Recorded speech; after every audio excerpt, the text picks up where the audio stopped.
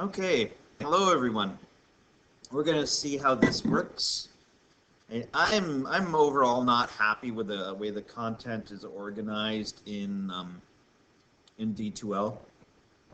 So I'm just gonna use my old lectures and let me know if this is working. What I'm going to do at the end of today is I'm going to post some discussion questions for you to think about. Those discussion questions will probably lead to like a small assignment. It won't be hard, but it's kind of like putting everything together that we're talking about. Okay, so hopefully you watched this YouTube video here, and I'm assuming you can see this mouse. That's what I'm really hoping. This is what the record is supposed to do. Otherwise, I'm probably just going to be talking to myself for like half an hour and wasted time. So, first half of the course, space, the beginning of space, the Big Bang.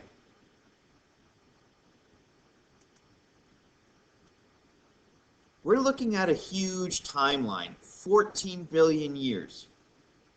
14 billion years ago, all matter and all energy was compressed into a single infinitely dense point of it was infinitely hot, infinitely dense, and matter did not exist at this point. This tiny primeval fireball, all energy. Beginning of the universe, there was no matter. It was all energy. We don't know what, but at some point in time, something triggered that primeval fireball to expand outwards. Okay? Now, this next point here, this is a little hard to understand. Okay? There is no center to the expansion. The Big Bang created the universe, created the entire universe. Okay? So there's no really central point to the universe. The universe exploded into existence and has been continually expanding. So matter is not coming out from a central point. So it's not all coming out from this hole in the center, but whatever that primeval fireball was, the whole thing started to expand outwards. Okay? So we're not coming from one central point. The entire universe came into existence and starts growing larger. So the Big Bang, essentially, this is the interesting point, according to theory, happened everywhere at once. It didn't start at one point, but the entire universe came into existence and has been growing ever since. So this little diagram here, read it on your own time. It's talking about the major events that happened during the Big Bang. So I'm going to summarize it up as simply as I can right now. When we're talking about the Big Bang, right, the Big Bang was initially all energy. The universe at one point was energy and extremely hot. And when the Big Bang happened, when that primeval fireball started to expand, it started to cool. And as it cooled, matter was formed. So this is an important concept. I want you to write this down. I want you to put it into your head, is that energy became matter. And add to that, matter can be converted back into energy.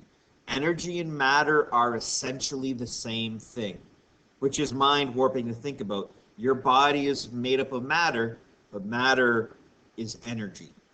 Okay? They are one in the same in terms of physics. Okay, I'm going to scroll to the next page here. Here we have a time frame. Okay? I do not want you to memorize this time frame. Okay? I do not expect that, but we're going to kind of talk through it. A lot of it is very confusing and is beyond what we need to know. But the main concepts. So one thing I want you to get in mind is that the universe was compressed, infinitely hot, no matter, right? No atoms, no protons, neutrons, electrons. And then as the universe cooled, those particles started to form. Okay? And that was known as pair production, which we'll talk about in this discussion. So times 0 to 10 to the negative 43 seconds. So imagine 42 decimal points past a decimal. Incredibly small amount of time. Right? We've got the primeval fireball, infinitely small, infinitely dense, infinitely hot. Okay? And in terms of physics, there are 4 forces of nature. Again, this is well beyond us, but it's just interesting to talk about. Those 4 forces of nature, if you follow the mouse, gravitational force, electromagnetic, strong nuclear, and weak nuclear. Those are the 4 forces of nature in physics that have been described. In the primeval fireball, they did not exist. It was just a force known as supergravity. Unless you plan to get into high-end astrophysics and you're really, really strong in math, don't even worry about it. Okay, 10 to the negative 43, we now have a measurable temperature. And again, no one was around to measure it. This was calculated by math. Okay, so the earliest known time can be described in modern physics. Okay, it was 10 to the negative 43 seconds after the Big Bang. And we start seeing forces that are recognizable. We start seeing gravity. Okay? It's thought mathematically that gravity existed at this time. And then we have the grand unified theory. Okay? In the grand unified theory, gravity exists as its own separate force, but the 3 other forces, electromagnetic, strong nuclear, and weak nuclear, weren't in existence, right? They were one, so it was considered the grand unified theory. Okay, we head down 10 to the negative 35 seconds, so we're looking at not even a full second later. We've got the end of the grand unified theory, and now in nature we see gravity is visible, strong nuclear and electro-weak forces are present. Don't worry so much about them. And then we start seeing matter. Subatomic particles, smaller than protons and neutrons. Okay? These are the things that make up protons and neutrons and electrons. We start seeing quarks and leptons form. So we start seeing, as the universe is cooling, it was infinitely hot, 10 to the power 32 Kelvin. Kelvin is essentially Celsius for our point. I'll explain Kelvin in a little bit. So then we got 10 to the 27 Kelvin. Okay, again, just think of it as Celsius, 10 to the power 27. That's a huge number. But the universe is cooling. It was infinitely hot. We had 10 to the power 32, 10 to the power 27. So we're now like 5 decimal places cooler. We start seeing matter form. Okay. Still in under a second, we now reach the idea that the universe is inflating. It starts to expand. And the maths say the universe increased by a factor of 10 to the power 30, 10 to the 40. Okay? Dramatic expansion, right? Super fast, but it's happening all at once. It's not spewing from a central point. The entire universe is expanding outwards. Okay, 10 to the negative 12 seconds. Okay, the end of the unified force, and we get the 4 forces that we know exist in nature now. Gravitational force, electromagnetic, strong nuclear, and weak nuclear, which we'll definitely get into. Notice that the universe is getting cooler. We went from 10 to the 27 to 10 to the 15, dramatically cooler. Still enormously hot, right? But we start getting particles, matter that is recognizable, protons and neutrons, the start of the subatomic particles that you know about. 10 to the negative seconds after the Big Bang, right? Heavy particles start forming. We're a little bit cooler, and we get protons and neutrons forming. Okay? 10 to the negative 4, we get light particles forming, so the electrons and their opposite, the positron. Electrons are negative, positrons are positive. About 100 seconds or a few minutes after the beginning of the Big Bang, we have the nucleosynthesis era. Nucleosynthesis, meaning we're making the nuclei of atoms. Right? We make the nuclei and we're starting to form simple elements. Helium, deuterium, which is a form of hydrogen, and other simple elements are now formed. Right? Just a few minutes after the Big Bang. Matter did not exist before. It was all energy. But as that energy cooled, matter started freezing out. Okay. 380,000 years after the Big Bang, the temperature is a nice and cool 3,000 degrees. Again, just think of that as Celsius, nice and cool. And we have what we call the recombination phase. So matter and radiation separate. Okay? Remember what we said, the universe was all energy, but now we're seeing a separation where there's less available radiation. Radiation is energy, radiation is heat. We're at 3,000 degrees. We're seeing the end of the heat, or the heat's decreasing, and we're seeing matter becoming dominant in the universe. So the universe used to be all energy. Now we're seeing the universe becoming more matter. There's less energy available, and there's more matter in the universe. And that matter, those simple elements like helium and deuterium, which is hydrogen, they start forming stars. 50 million years after the Big Bang, we see the forming of the earliest galaxies, like the Milky Way, which we'll talk about in this unit. The temperature has cooled to about 10 degrees. Okay. So that's 10 degrees Kelvin, and again, I'll explain Kelvin to you soon. Right? Galaxies and other large structures form in the universe, and 14 billion years or so, right? That's now, right? We are existing 14 billion years after the Big Bang. Right? We are in existence. The universe as we know it is existing.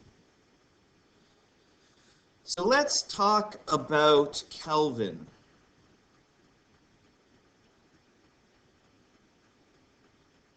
Okay, this wheel is spinning. I hope everything is working.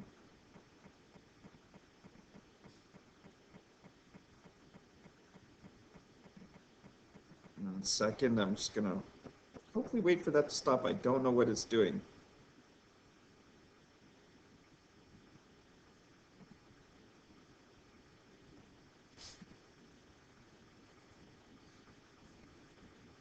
Let's try. Let me select a pen. I write. Okay. Undo. Okay. So let's talk about what Kelvin is.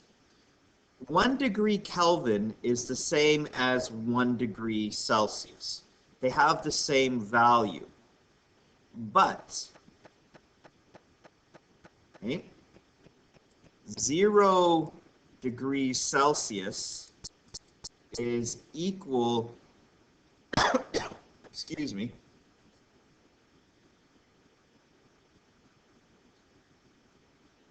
0 degrees Celsius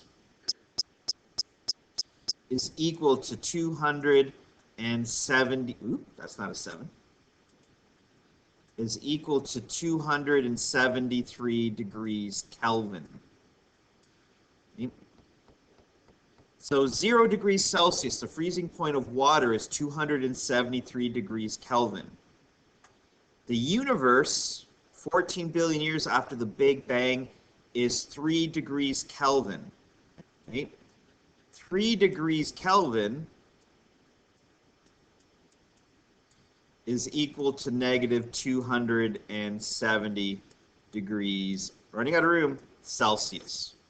Okay? So outer space is negative 270 degrees Celsius, or 3 degrees Kelvin. Let's get out of the pen here. How do we do that? Let's go to the pointer. So at the time of the primeval fireball, we were infinitely hot. Now, 14 billion years later, all that energy has condensed to form matter, and the average temperature of the universe is only 3 degrees Kelvin, or negative 270 degrees Celsius. Right? Extraordinarily cold. There are places in the universe that are extremely hot. Okay? Stars, for example, right? Extremely hot. But if we take the universe as a whole, all that empty space, we're quite cold. But all that loss of energy became matter, became the stars, the planets, the galaxies, and something called antimatter as well. Or actually, let's rephrase that, not antimatter, dark matter. Spooky. Okay, moving forward.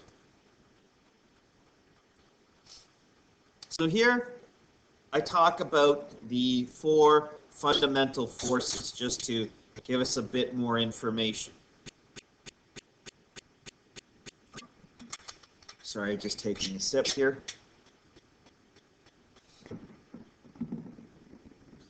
The 4 gravitational forces: gravity, electromagnetic, weak nuclear, and strong nuclear. And we're just going to get into them very briefly. So gravity, right? Gravity is essentially the attraction between matter. Right? Gravity decreases with distance. So the further away you are, the less gravity there is. There's less attraction. The heavier or the more massive you are, we see an increase in gravity. So the more massive an object is, the stronger its gravitational pull will be. But that pull is affected by distance. Okay? The closer we get to the sun, the stronger the gravitational force is of that star on us. Okay? Gravity accumulates, and it is the dominant force on scales larger than a planet. Okay? When we're talking about the universe as a whole, we normally talk about gravity. But matter and everything else is made up of these tiny particles that were created when the universe started to cool. So gravity affects large particles, but we got a lot smaller particles to think about. And we start getting into electromagnetic force, right? You learned about this in grade 10, just magnetism and electricity. Right? Right? The law of electrostatics: charged particles exert forces on other particles, likes repel, opposites attract. And remember, gravity requires mass.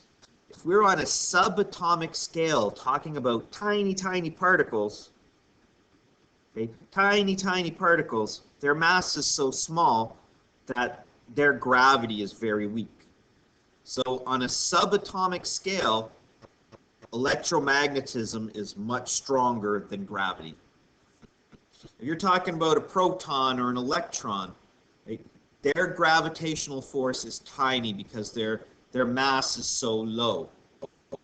So electromagnetism is much more strong, is much stronger.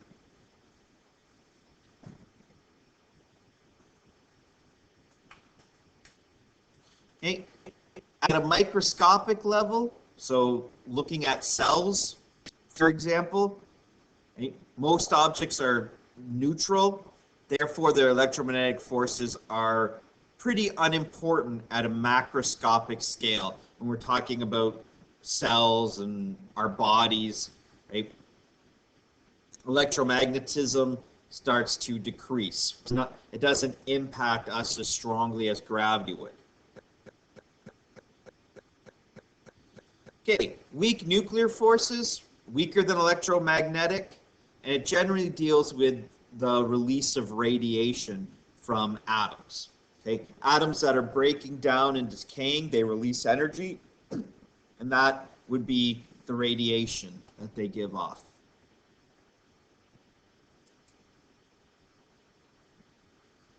Okay. Very high temperatures seen at the beginning of the universe, electromagnetic and weak nuclear forces were unified. Right? And that goes back to what I was talking about, the GUT, the Grand Unified Theory, where the forces weren't separate. They were all unified together. Okay, strong nuclear forces. The force that binds atomic nuclei and subatomic particles like protons and neutrons together. Strong nuclear forces are what creates atoms as we know it. Atoms create the elements, and the elements together create molecules, and those molecules create macromolecules or larger molecules, and then they build cells and then organs and organisms, right? They build minerals and mountains and all those things.